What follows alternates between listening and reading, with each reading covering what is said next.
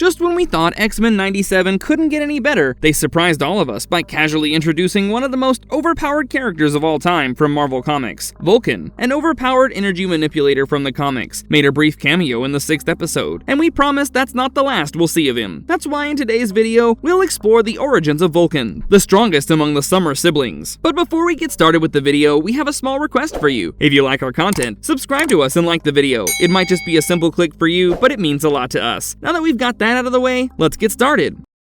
The Lost Son, Vulcan's Forgotten Past. Vulcan, or Gabriel Summers, is the third brother of Scott Summers and Alex Summers, and is probably the strongest among the 3 siblings. He made his first appearance in X-Men Deadly Genesis issue number 1, but his backstory was revealed in issue number 4. When Catherine Summers was pregnant with Gabriel, she and her husband Christopher Summers were kidnapped and taken by the Shi'ar Empire. Then, under the rule of Dakin, Christopher believed his other sons, Scott and Alex, perished during the abduction, and valiantly fought against the Shi'ar forces, in a desperate bid to rescue his wife and unborn child. However, he was unsuccessful in killing Dakin. To punish Christopher for going against his forces, Dakin killed his wife right in front of him, and pulled out the unborn Gabriel from her womb. Initially presumed dead, the infant Gabriel was subjected to an accelerated growth process within an incubation accelerator, transforming him from a mere infant into an adolescent within weeks. Since Dakin's subordinate, Devan Shakari, required a lot of slaves on Earth, Gabriel was put in a pod and sent to Earth to serve as a slave for Eric the Red. While serving Devan, he met a kind lady named Diandril, who gifted him with a book about the mythology of ancient Rome, which gave him his hero name, Vulcan, after the Roman god of fire. However, one day his mutant powers manifested and he accidentally killed Diandril and ran away from the place. He made his way to the New York sewers, where the memories of that fateful day began to fade away. Later, he was discovered by humans and taken to a facility where he met Moira McTaggart for the first time. Under her guidance, he found purpose and began to hone his mutant abilities. Soon enough, he met Charles Xavier, who recognized Gabriel's familial ties to Scott Summers and took a keen interest in his development. He even arranged for Vulcan to meet Scott Summers and spar with him without revealing that they were brothers. Scott was also impressed with his powers, and Charles Xavier started discussing with Moira about Vulcan's potential to be an X-Men. Soon enough, during a mission when the X-Men were sent to Krakoa, the sentient island attacked them and started capturing them to eat away at their energy for its survival. Thus, Charles Xavier made his way to Moira McTaggart and asked her to send her team of mutants to save his X-Men. Moira's team comprised of Sway, a mutant with the power to control time, Petra, a mutant with the power of geomorphing, Darwin with the power of adapting and developing new mutant powers as per the required conditions, and finally, the leader of this team, Kid Vulcan, an Omega-level mutant with the powers of energy manipulation. Although Moira wasn't sure if she should let the kids on this deadly mission, she wanted them to make their own decisions. Kid Vulcan had heard the stories of the X-Men and always wanted to be one of them. Thus, he volunteered to save the X-Men without any second thoughts. Enthralled, the team underwent months of training inside Professor X's mind, which took only a few hours in the real world. Although Moira wasn't sure if she should send her kids to this deadly mission, she respected their decision and let them go to Krakoa. Before going on the mission, Xavier told Gabriel that Scott Summers was his brother, strengthening his resolve to save the X-Men. After arriving in Krakoa as expected, the mutant island started messing with the powers, but they somehow managed to save Cyclops. After escorting Cyclops away from danger, they returned to save the other X-Men, but the sentient island attacked Vulcan's team by creating an unstoppable volcanic monster. The first to fall was Sway, whose body was torn in half, but she used the last of her powers to slow down time to allow her friends to run away. However, they weren't able to escape, and the volcanic monster tried to kill all of them with a powerful volcanic blast. To save her friends, Petra used her mutant powers to push them down below the Earth's surface. However, they were already dying, and since Darwin's mutant powers adapted constantly to save him, it made him bond with Kid Vulcan to save himself. When another mutant team was sent to save the X-Men, Jean Grey destroyed the mutant island Krakoa and ejected it outside Earth's atmosphere. While leaving Earth, a fragment of the island containing Kid Vulcan was split apart and started orbiting around the Earth's surface.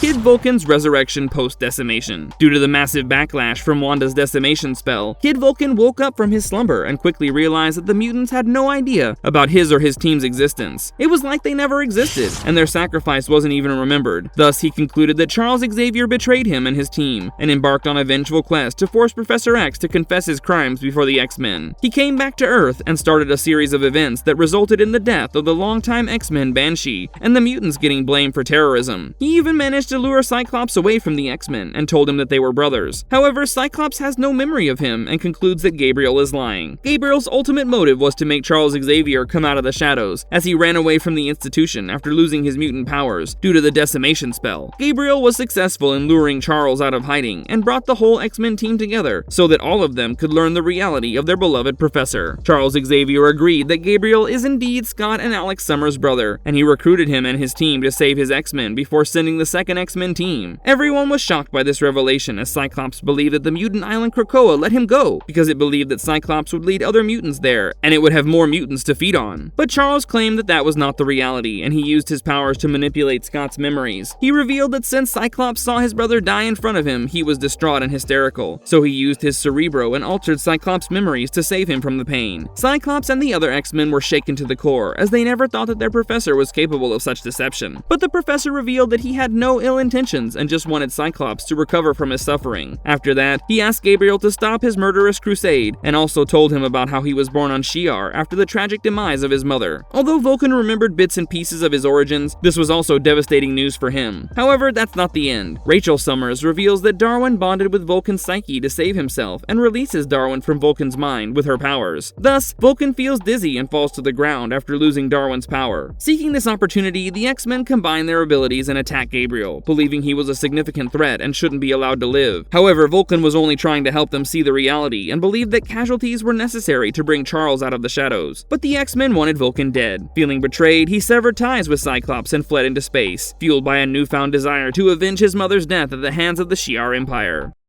The Fall of Shar and the rise of the true Empire. After leaving Earth and finding a new purpose, Vulcan journeys across space to reach the Shi'ar galaxy. He comes across a Shi'ar ship and annihilates its members to learn that Shi'ar is only accessible through the Stargates, and Stargates can only be accessed by Shi'ar spaceships. Since Vulcan had already destroyed the Shi'ar ship, he kills the remaining members and looks for other Shi'ar ships around him. He comes across 3 warships and proceeds to destroy 2 of them. Recognizing his powers, the 3rd warship surrenders and accepts Vulcan as their leader. Under Vulcan's command, the warship destroys all Stargates, thwarting any potential pursuit by mutants from Earth. After learning of Daken's comatose state and Deathbird's exile, Vulcan decides to seek vengeance upon Lilandra, the current ruler of the Shi'ar Empire. However, after he destroys the final Stargate and enters the Shi'ar galaxy, he comes face to face with the Imperial Guard, led by the Gladiator. In the battle that ensued, Vulcan managed to decimate the members of the Guard, mortally wounding many. But in the end, he succumbs to the overwhelming might of Gladiator, who destroys his left eye and imprisons him in Phygem, one of the strongest prisons in Shi'ar. Vulcan's arrival on Shi'ar gave hope to the Secret Order of Shi'ar, loyalists of Daken, who believed Shi'ar had grown weak under the peaceful ways of Lilandra and wanted to bring back the true Empire. So they orchestrated an attempt to free Vulcan from his prison and took him to meet Deathbird, who was also imprisoned in Phygem. While traveling with Deathbird, Vulcan falls in love with her and starts succumbing to her will, so much that he even helps Daken regain consciousness, momentarily forsaking his thirst for revenge. Daken was so impressed by Vulcan that he offered his sister's hand in marriage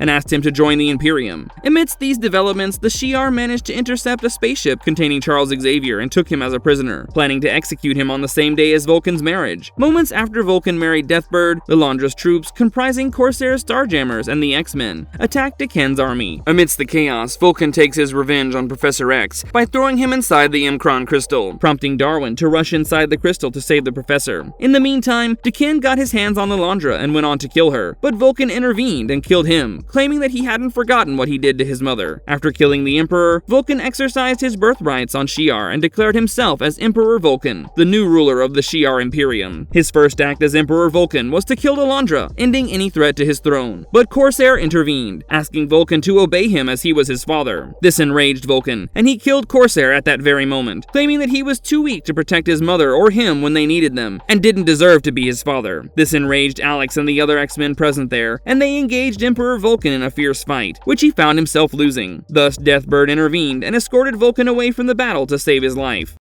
Expansion of the Shi'ar Empire and the Battle of Kings. Later, Emperor Vulcan returned during the events of the X-Men Kingbreaker storyline, where Havoc and the Starjammers returned to stop Vulcan's mission of expanding the Shi'ar Empire by occupying different races. However, Vulcan managed to imprison Havoc and his army, and tried to prove that he was superior to his brother in every possible way. But Havoc was not the kind to break that easily, and refused to acknowledge Vulcan's superiority. Later, the Starjammers escaped and engaged Vulcan in a fierce fight, nearly ending his life. However, Vulcan and Deathbird Deathbird managed to escape and made their way to the Kree Imperium to launch a surprise attack on the Kree, which was now under the rule of Black Bolt and the Inhumans. In the battle that ensued between the two empires, Vulcan managed to capture Lilandra with the intention of executing her. However, one of his admirals suggested against this, as this would spark a civil war among the Shi'ar factions. However, their peaceful existence did not last long, as Lilandra was assassinated, and this led to an internal rebellion among the factions loyal to Lilandra and Vulcan. Although the fraternity of Raptors advised Vulcan to return to their planet and seek peace, he did not heed their advice, and charged forward to engage in a fierce battle with the Inhumans. When he reached the Inhumans' lair, he found Black Bolt preparing to detonate the Tyrogen bomb. Assuming that Black Bolt wanted to destroy his empire, Vulcan engaged the Silent King in a concluding battle that would change the fate of both of their empires. The Battle of the Kings was highly devastating, and led to the detonation of the Tyrogen bomb, which created a massive rift in the space-time continuum called the Fault. Since Shi'ar was left without a ruler, Gladiator stepped up and took the position of Magister of the great Shi'ar Empire. Later, it was revealed that Vulcan survived the detonation of the bomb, but was vivisected by 3 progenitors, who altered his personality and erased his memories to make him serve their twisted agenda.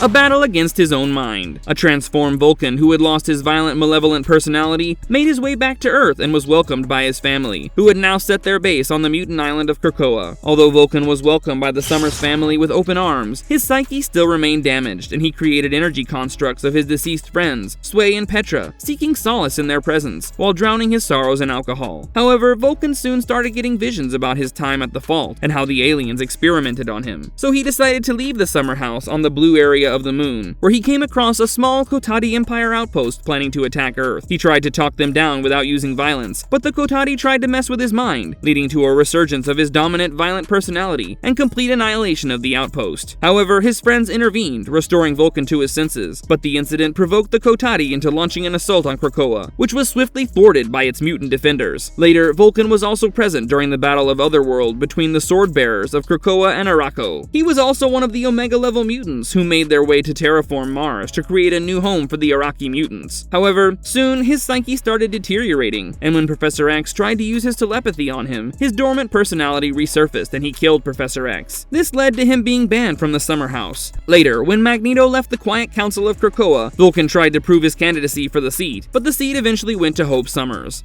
Vulcan's run for power on planet Arakko. Following his exile from the Summer House, Vulcan arrived in Arakko and began provoking Shi'ar visitors by asserting himself as their king and asking them to bow before him. However, before he could cause any big ruckus, Cable neutralized him and brought him into the Sword facility. Recognizing Vulcan's potential, Abigail Brand, the head of Sword, extended an offer to him to join a new X-Men team stationed on Arakko. Vulcan was quick to accept this request and took it upon himself to access his full potential. Later, Abigail Brand wanted someone from her inner circle to occupy a position of influence on the Great Ring of Arakko, so she manipulated Vulcan into challenging Tarn the Uncaring for his seat of loss. Following Abigail's orders, Vulcan challenged Tarn, but during their confrontation, their mutant powers negated each other, leading to a fistfight between the two, where Tarn mercilessly overpowered Vulcan, resulting in his death. However, Vulcan later resurfaced, seemingly restored to full power, and engaged in a fierce battle against the Shi'ar forces and Storm, where he was ultimately defeated by Aurora and her allies. Vulcan is back in X-Men 97. When X-Men 97 was announced, we knew it would be awesome and would trigger our nostalgia and love for the original show. But who knew that the show would surpass its predecessor within only 6 episodes? The 6th episode of the series dropped some new characters from Shi'ar, and among them was Vulcan, who wasn't given much of a role, but we're sure he'll play a significant one in the upcoming storylines. The 6th episode starts with the Shi'ar forces attacking the Kree Armada, and among the members of the Shi'ar Imperial Guard, there's Vulcan, who seems to be a loyalist to Deathbird. Although it isn't clear if Vulcan has the same backstory as his comic book counterpart, we know one thing for sure: Vulcan's appearance is a clear hint toward the adaptation of the Shi'ar Civil War storyline. We know we shouldn't be expecting much, but there are chances they would explore his connection with Scott Summers, which would make the Summers family tree even more complicated than it already is. Moreover, it would also open doors to new characters and some awesome fight scenes, as we have yet to see Vulcan in action in the animated series. Is he the most powerful in the Summer family? We can answer this question with just one word, and that's a big yes. Although Vulcan wasn't born as an Omega-level mutant, he rose to the ranks of one as he grew older and gained more control over his powers. His mutant power is the ability to manipulate energy, which allows him to access multiple other abilities like energy absorption, energy blast, energy construction, energy detection, and power siphoning, among others. Although he has a plethora of many different abilities like superhuman strength, psionic resistance, and healing, he's mostly shown to use only his energy manipulation manipulation and energy blast abilities, which allowed him to defeat his brothers Scott Summers and Alex Summers. Apart from these, he is also shown to possess the ability of flight, power suppression, and superhuman durability. He was so buffed up that Marvel had to tone down his powers so that other characters could have a fair fight with him. Moreover, even Charles Xavier claimed that Gabriel Summers was past Omega level, and Rachel claimed that he was way past Omega. Even though Vulcan is truly overpowered, the only thing that holds him back from reaching his full potential is that he's still a kid. Even though he might look like an adult in his mid-20s, his psyche is only that of a teenager with a lot of trauma. This unresolved trauma makes him susceptible to reckless actions, which has often led to his loss. But give him a few years until he fully matures, and we believe he'll become a force to be reckoned with within the pantheon of heroes and villains alike. Marvelous verdict. The mutants as a species are not only restricted to Earth, they've been a part of multiple intergalactic battles across galaxies. Although the comics have explored the mutants' journey across space, the animated series and movies never really talked about them. However, with the introduction of Vulcan, we think this is going to change, and the makers of X-Men 97 will definitely look to adapt the Shi'ar Civil War storyline. All the chess pieces are in place. We have Deathbird looking to usurp Lilandra, Vulcan under the command of Deathbird, and Lilandra is about to lose support from different factions of Shi'ar, as Professor X wants to go back home. And trust us, if they indeed choose to adapt the Shi'ar Civil War, you guys are in for a treat. Although nothing can be said for certain, we don't think the makers introduced Vulcan just to be a small-time character in the Imperial Guard. Let us know your theories about Vulcan, and how this story can be fleshed out into the greater X-Men storyline. With that being said, if you like our content, like and subscribe if you haven't already. Have a good one and be safe. Thanks everyone!